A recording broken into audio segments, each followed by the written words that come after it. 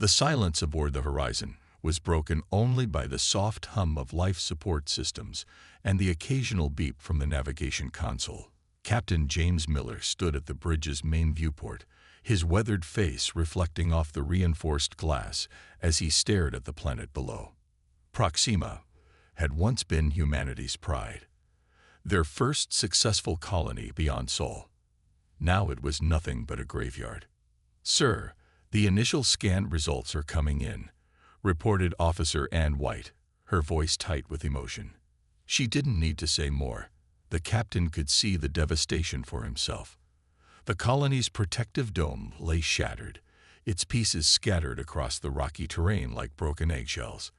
Where there had once been streets filled with life, there were now only smoking craters. Miller's hands gripped the railing until his knuckles turned white. 50,000 people had called this place home. Farmers, teachers, children, all of them gone in what appeared to be a single devastating attack. The horizon had received their distress call just 3 days ago, but by the time they arrived, they found only ruins and silence. "Get me a closer look at the defense grid remains," Miller ordered, his voice steady despite the rage building in his chest. The ship's AI responded immediately, focusing their sensors on the twisted metal that had once been the colony's primary protection. Tom Baker, the ship's defense expert, shook his head as he analyzed the data. "Captain, this wasn't a malfunction or an accident. The defense grid was systematically disabled before the main attack. Whoever did this, they knew exactly what they were doing." Miller watched as more data streamed across the main screen. The attack pattern was clear now. Precise, calculated, and completely merciless. The aggressors had targeted the colony's vital systems first: communications, power generation, and life support. They had made sure no one could call for help, no one could fight back, and no one could survive. "Sir," called out Mark Jones from his station at communications, "I found something in the colony's final transmissions. It's fragmented, but—" He paused, his face pale. "They tried to surrender, sir, multiple times. The attackers never even responded." The bridge fell silent. In all of humanity's spacefaring history, they had faced conflicts and challenges, but nothing like this. They had always managed to communicate, to find common ground, to resolve differences without wholesale slaughter. This was different. This was extinction-level violence against civilians who had posed no threat. "Launch the investigation drones," Miller commanded. "I want every piece of evidence documented. Every energy signature, every weapons trace, everything." His voice remained calm, but those who knew him could see the storm brewing in his eyes. The drones spread out across the colony's ruins like metal insects, their sensors gathering data that would soon make its way back to Earth. As they worked, Miller received reports from the ground teams in their environmental suits. They found no survivors, but they did find something else. Proof that the attack had been planned long before it was executed. "Captain," called Dr. Ross from the science station, "we've detected residual energy signatures that match nothing in our database. This technology, it's completely alien to us." Miller nodded slowly. They had encountered many alien species since humanity reached for the stars, most of them peaceful or at least reasonable. But this was something new, something that saw human life as worthless, communication as unnecessary, and mercy as a foreign concept. In his 20 years of service, Captain Miller had always been known as a diplomat first and a military officer second. He had believed in the power of words over weapons, of understanding over force. But as he stood there, watching his crew document the massacre of innocent civilians, something changed in him, something fundamental. "Prepare a full report for Earth Command," he ordered, his voice carrying a weight it had never held before. "They need to understand exactly what happened here. And they need to understand that everything changes now." As the horizon continued its grim task, news of the attack was already racing toward Earth at light speed. Humanity had always been patient, always been willing to extend the hand of friendship first. But there was another side to humans, a side their enemies were about to discover, because while humanity loved peace, they had never forgotten how to wage war. And now, for the first time in generations, the sleeping giant had a reason to wake up. The United Earth Council chamber had never been so quiet. 500 representatives from every corner of human space sat in stunned silence as they watched the footage from Proximug. The images of destruction played across the massive screen, showing the ruins of humanity's first colony beyond the solar system. Admiral Kate Anderson stood at the podium, her gray hair tied back tightly, her uniform crisp and perfect. She had fought in smaller conflicts before, but nothing like this. No one had seen anything like this. The death toll stands at 49,812, she said, her voice cutting through the silence. Men, women, and children. They had no chance to fight back, no chance to escape.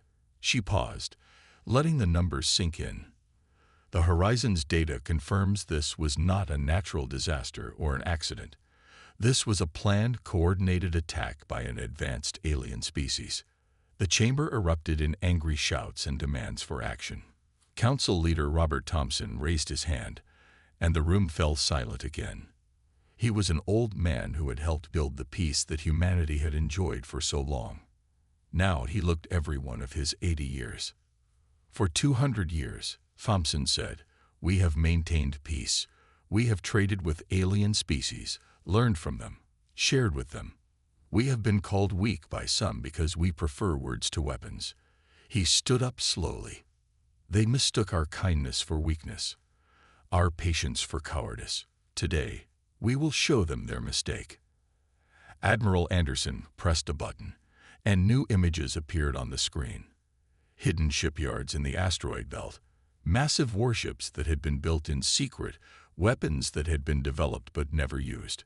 Humanity had always hoped they would never need these things, but they had built them anyway. Operation Sentinel, Anderson announced, a contingency plan created by our ancestors, updated and maintained for generations. We have ships ready. We have weapons ready. We have soldiers ready. She looked around the chamber. We only need your permission to wake the sleeping giant. In the back of the chamber, General Marcus West stood up. He was younger than most of the others, but his voice carried the weight of command. The attackers left an energy signature we can track. We know where they came from. We know where they are going. The only question is, what are we going to do about it? The council voted. For the first time in 2 centuries, it was unanimous. Operation Sentinel was activated. Deep in the Oort cloud, massive hangar doors opened. Ships that had never seen battle moved into formation. They were beautiful in a terrible way, like storm clouds gathering on the horizon. Each one carried weapons the human scientists had developed but hoped never to use. On Earth, military bases that had been disguised as research stations came alive. Soldiers who had trained in secret for years put on their armor and checked their weapons. They had always known this day might come. They had always been ready. Admiral Anderson stood in the command center of the flagship Thunder, watching as more ships joined the fleet. The alien attackers had probably thought they were being clever, testing humanity's defenses by destroying a single colony. They had no idea what they had awakened. All ships report ready, Admiral, said Captain Tom Reed, her second in command. The fleet awaits your orders. Anderson looked at the tactical display. 50 ships, each one carrying enough firepower to level a city. Not that they would. Humans were not monsters. They would not kill civilians or destroy colonies, but they would make sure that no one ever again mistook their kindness for weakness. Send a message to all ships, she ordered. Tell them. She paused, thinking of the children who had died on Proximub. Tell them that humanity has slept long enough. It's time to show the galaxy why the ancient species warned others never to make humans truly angry. The fleet moved out, accelerating toward their targets. They carried with them humanity's rage, but also humanity's discipline. They would not seek revenge, but justice. They would not destroy, but protect. And they would make sure that everyone in the galaxy understood one simple truth. Humans were peaceful not because they had to be, but because they chose to be. The sleeping giant was awake, and the cosmos was about to shake. The Meridian High Command was not used to feeling fear. Their species had dominated their corner of space for centuries, testing and probing other civilizations at will. The humans had seemed so soft, so focused on peace and trade. But now, as emergency alerts flashed across their screens, the Meridian leaders began to understand their terrible mistake. Another human fleet has appeared, reported Defense Commander Rax, his scaled skin turning pale. They're coming out of what we thought was empty space, hundreds of ships, bigger than anything we've ever seen. He paused, checking the readings again. And these are different from their known vessels. These are warships. High Leader Mox watched the tactical display with growing horror. The humans had hidden their true strength so well. What the Meridians had seen before, the trading ships, the exploration vessels, the science stations, had been just the surface. Like an iceberg, the real mass of human military power had remained hidden, waiting. The first sign that something was wrong came when human ships appeared near their outer defense stations. Not the simple ships they were used to seeing, but massive vessels that seemed to have been built for one purpose: war. The Meridian commanders had laughed at first, thinking their superior technology would easily handle these human upstarts. They weren't laughing anymore. "Show me the battle footage again," Mox ordered, watching as a human warship demonstrated capabilities that should have been impossible. Their weapons were precise, their shields absorbed everything the Meridians threw at them. And their tactics were like nothing they had ever seen. The humans didn't fight like the other species. They didn't follow the standard rules of space combat. They used tricks that seemed to come from centuries of warfare, adapted for space. They attacked from multiple angles, used asteroid fields as cover, and coordinated their ships in ways that seemed almost impossible. Their AI systems, reported Science Officer Tix, they're far more advanced than what they showed us. They've been hiding their true capabilities. The humans have been developing military technology in secret for generations. A new alert sounded. The humans had breached another defense line, but they weren't destroying everything in their path. Instead, they were precisely targeting military installations, leaving civilian areas untouched. This wasn't blind rage. This was calculated, controlled power. "Send the rest of our fleet," Mox ordered, trying to keep his voice steady. "All of it." "Sir," Rax replied, his voice shaking. "The outer fleet. It's gone." The humans didn't just defeat them. They disabled most of our ships without destroying them. They're showing us they could have killed our people, but they chose not to. The tactical display showed more human ships appearing. Their fleet moved like a giant hand, with smaller ships darting between the fingers of their larger vessels. They had weapons that could have burned whole planets, but they used them with surgical precision instead. In the command center of the human flagship Thunder, Admiral Anderson watched the Meridian defenses crumble. Her ships moved exactly as planned, demonstrating power while showing restraint. This wasn't just about winning a battle. It was about sending a message to the entire galaxy. "The Meridian leadership is requesting communication," reported her communication officer. "They're offering immediate surrender." Anderson smiled grimly. "Not yet. First, they need to understand exactly what they've awakened. Continue with the operation." The human fleet pressed forward, not as conquerors, but as teachers delivering a harsh lesson. They had spent centuries learning from every war in human history. They had taken the strategies of ancient generals, the tactics of naval warfare, the precision of modern combat, and adapted it all for space. In their arrogance, the Meridians had thought they were testing a sleeping giant. Instead, they had awakened a force that had spent centuries preparing for this exact moment. Humanity had never wanted war, but they had never forgotten how to wage it. As the human fleet moved deeper into Meridian space, other alien civilizations watched in stunned silence. They had all made the same mistake, thinking that humanity's love for peace meant they had forgotten the art of war. Now they understood the truth. Humans hadn't forgotten anything. They had simply been waiting, hoping they would never need to show their true strength. But now that strength was revealed, and the cosmos trembled. Commander Thomas Reed stood at the helm of the strike cruiser Lightning, watching as his fleet moved through the darkness of space. 50 ships, each one carrying the most advanced weapons humanity had ever built. They were approaching the largest Meridian military base in this sector, a fortress that had never fallen in battle. That was about to change. All ships in position, reported his second-in-command, Lisa Ward. Her fingers danced across the holographic controls, coordinating the fleet's movement. Stealth systems holding. They still don't see us. The Meridians thought their detection systems were the best in the galaxy. They were wrong. Humans had spent decades studying how animals on Earth could hide, like the octopus changing its skin or moths blending with tree bark. They had turned nature's tricks into technology that made their ships invisible until the moment they chose to strike. Launch the drones, Reed ordered. Thousands of small, unmanned vessels poured out from the human ships.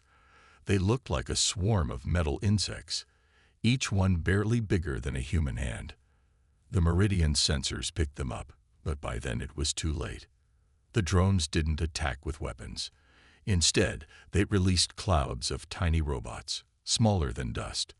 These microscopically small machines had been designed based on Earth's viruses, but instead of attacking living things, they invaded computer systems.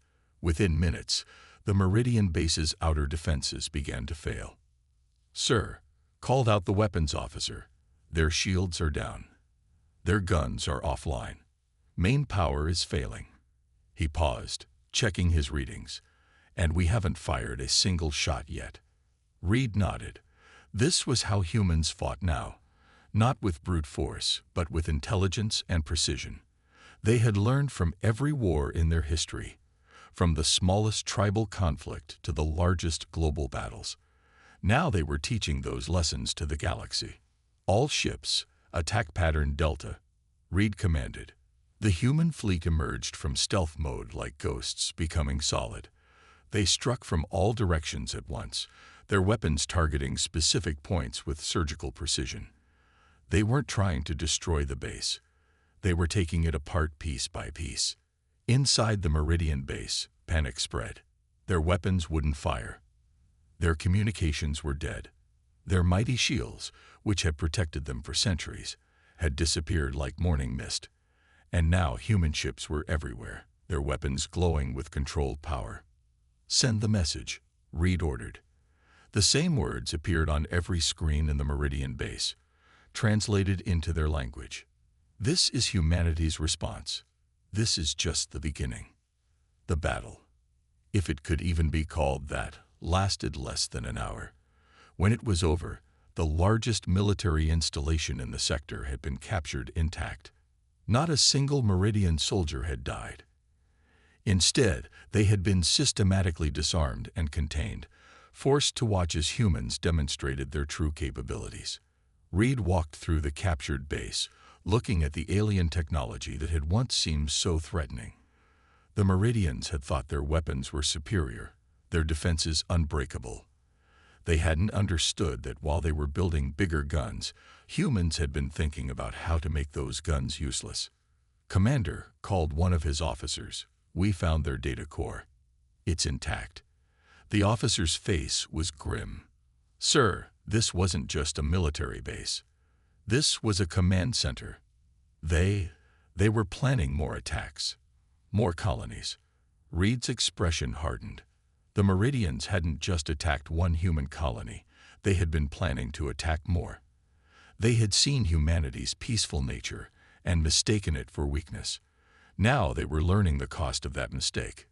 "Send all the data to Admiral Anderson," he ordered, "and prepare for Phase 2. He looked out at the stars through the base's viewport. Somewhere out there, more Meridian forces were waiting. They still didn't understand what they had started. But they would learn. Humanity would teach them why the oldest species in the galaxy had a saying: never mistake the human's love for peace as a lack of skill in war. The lesson had begun, and the galaxy would never be the same. Dr. Linda Hayes stared at the streams of alien data flowing across her screens. After the capture of the Meridian base, she and her team had worked non-stop to decode the encrypted files. What they found made her blood run cold. "Get me Admiral Anderson," she said to her assistant. "Now." Minutes later, Anderson's hologram appeared in the lab. The Admiral looked tired but alert, her eyes sharp as ever. "What did you find, Doctor?" Linda pulled up the translated documents, her hands shaking slightly. The Proxima colony attack. It wasn't random. It wasn't even their main goal. She took a deep breath. They were testing us. The Meridians are part of something bigger, an alliance of species that has been watching us for decades. The documents revealed a chilling truth. 5 advanced alien species had formed a secret pact, sharing their observations of humanity. They had watched humans spread across space, always choosing peace, always seeking friendship, and they had seen it as a sign of weakness. They called it the Guardian Protocol, Linda explained, bringing up more files. They believed that any species that grew too quickly needed to be controlled. Previous peaceful species had eventually turned violent, expanding aggressively. The Alliance saw themselves as guardians of galactic stability. Anderson's face hardened as she read through the data. They killed 50,000 people to test our military response. Yes, they wanted to see how we would react to a direct attack. They thought they knew what to expect. Either a weak response they could easily crush, or blind rage they could use to justify a full invasion. Linda pulled up another document. But our actual response, it terrified them. They never expected this level of organization, this kind of technology. And they definitely never expected us to show restraint. In the command center of the Thunder, Anderson shared the revelation with her senior staff. The room fell silent as the implications sank in. Humanity hadn't just been defending against one aggressive species, they had stumbled into a much larger conflict.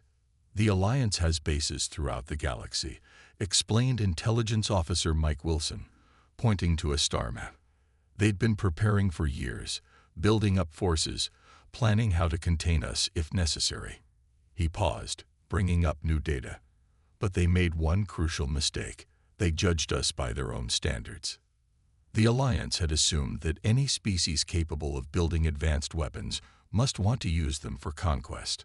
They couldn't understand a civilization that developed military power, but chose not to use it. They had looked at humanity's peaceful actions and seen only what they expected to see. "There's more," Linda added, her voice grave. The attack on Proxima wasn't their only plan. They had scheduled attacks on 3 more colonies, each one designed to test different aspects of our military capability. They wanted to understand our weaknesses before launching their main assault. Anderson stood by the main viewport, watching her fleet in formation. The ships that had seemed so intimidating to the Meridians were just the beginning. Humanity had more hidden strength, more secret weapons, more capabilities they had developed but never shown. "Send this data to Earth Command," she ordered. "All of it. They need to understand what we're really dealing with." She turned to face her crew, her expression determined. The Alliance thought they were being clever, testing our defenses, looking for weak points. Instead, they'd given us everything we need to stop them. The humans now had access to the Alliance's secret communications, their base locations, their military protocols.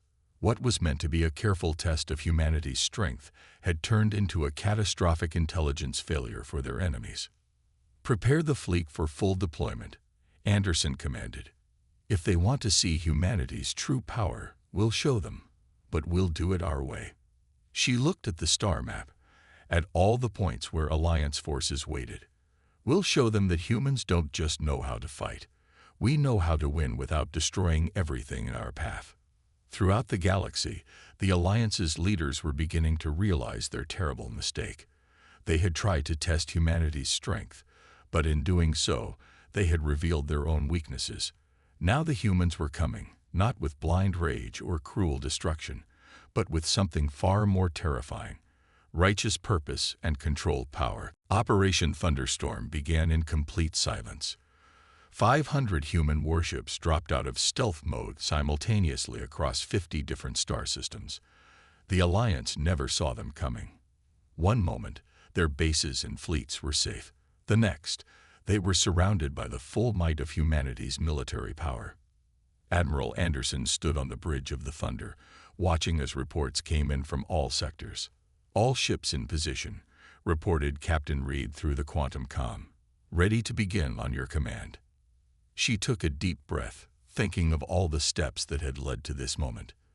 The Alliance had thought they were the hunters, but they had become the hunted. "Begin Operation Thunderstorm," she ordered. "Remember, we are not here for revenge. We are here for justice." The human attack didn't start with weapons. Instead, thousands of small drones swarmed toward Alliance ships and stations.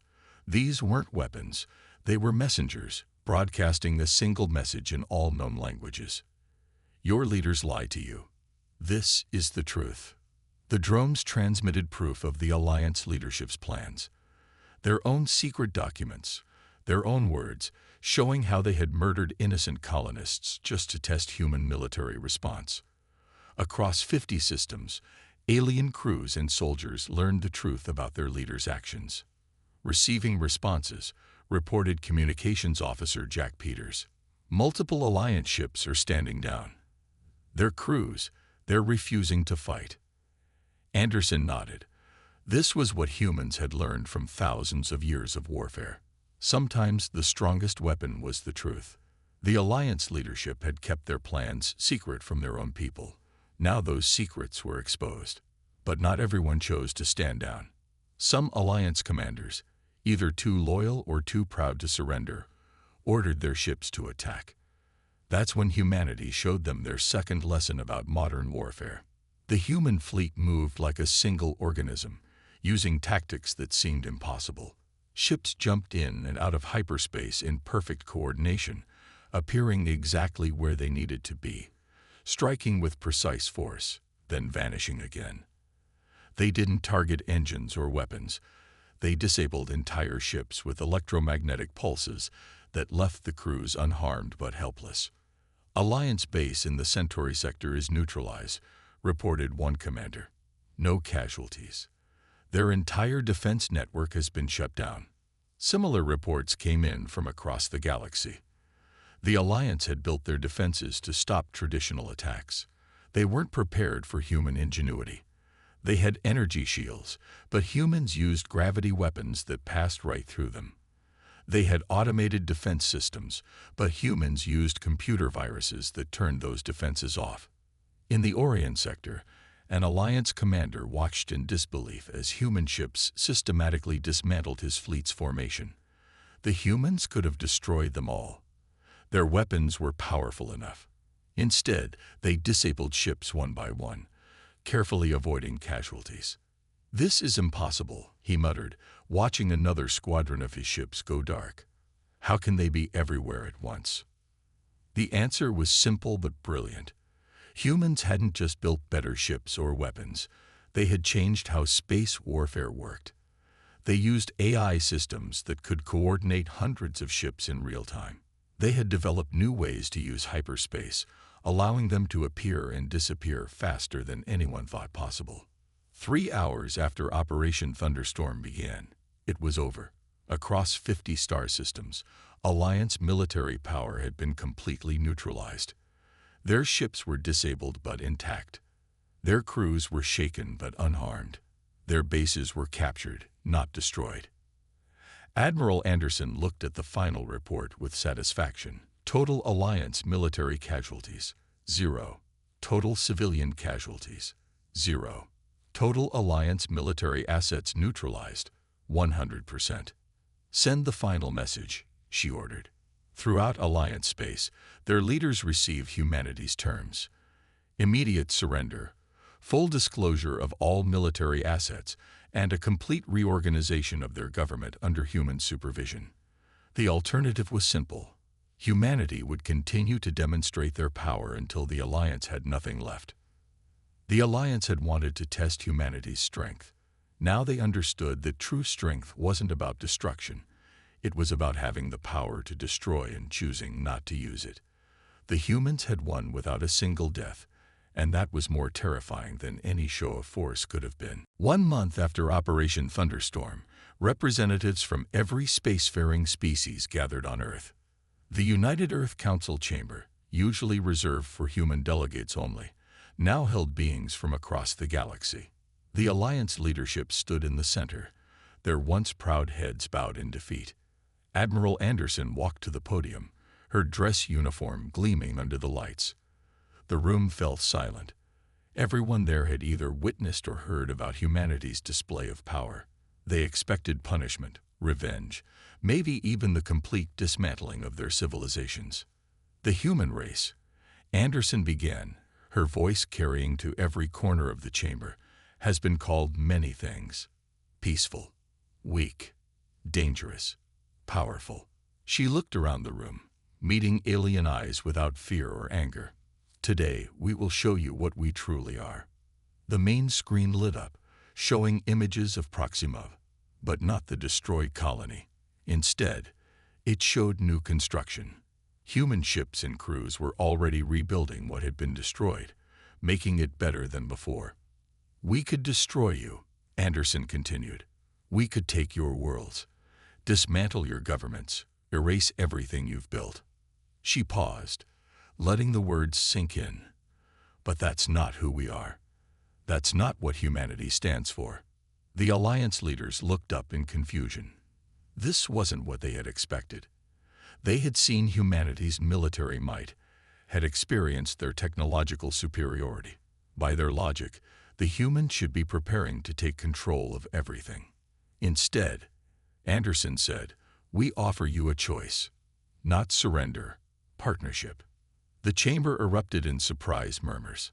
On the screen, the images change, showing plans for a new organization, the Galactic Peacekeeping Force. The joint fleet made up of ships and crews from all species, led by humans but serving everyone. You tested us because you feared we would become what you are, conquerors who attack the weak. Anderson's voice grew stronger. We will prove you wrong by becoming what the galaxy truly needs, protectors who defend the weak. Tom Baker, now promoted to general, stepped forward with data tablets. These contain our proposal: joint defense treaties, technology sharing agreements, cultural exchange programs, a new way forward together. The Alliance leaders stared at the tablets in disbelief. They had killed human colonists, planned attacks on human worlds, tried to contain human expansion. And now the humans were offering them partnership instead of punishment. But know this, Anderson's voice turned stern. While we choose peace, we will never forget our strength. The next species that mistakes our kindness for weakness will learn the same lesson you did. Humanity will not start wars, but we will finish them. In the days that followed, the galaxy changed. The Alliance dissolved, replaced by a new organization led by humans, but including all species. The Galactic Peacekeeping Force became a symbol not of human dominance, but of human wisdom. The humans shared some of their technology, but not all of it. They kept their most advanced weapons secret, not as a threat, but as a promise that if anyone ever again tried to test humanity's strength, they would find it hadn't diminished. 1 year later, Admiral Anderson stood on the observation deck of the new Proxima colony. The dome was larger now, stronger, built with technology from 3 different species working together. Below, humans walked side by side with aliens, including former enemies who had chosen to help rebuild what their leaders had destroyed. "Was this your plan all along?" General Baker asked, standing beside her. "To turn our enemies into allies?" Anderson smiled, watching an alien child playing with a human one in the colony's new park. "Humans have learned something in all our years of war and peace," she said. "The strongest victory isn't destroying your enemy, it's turning them into a friend." Above the colony, ships from dozens of species patrolled together, protecting the peace they had all learned to value. The galaxy had discovered that humans were not to be feared because of their weapons or their anger, but because of something far more powerful, their capacity to forgive without forgetting, to show mercy without weakness. The cosmos no longer shook in fear when humans lost their temper. Instead, it watched in wonder as humanity showed them a better way forward. The sleeping giant was awake, and it had chosen to be not just powerful, but wise.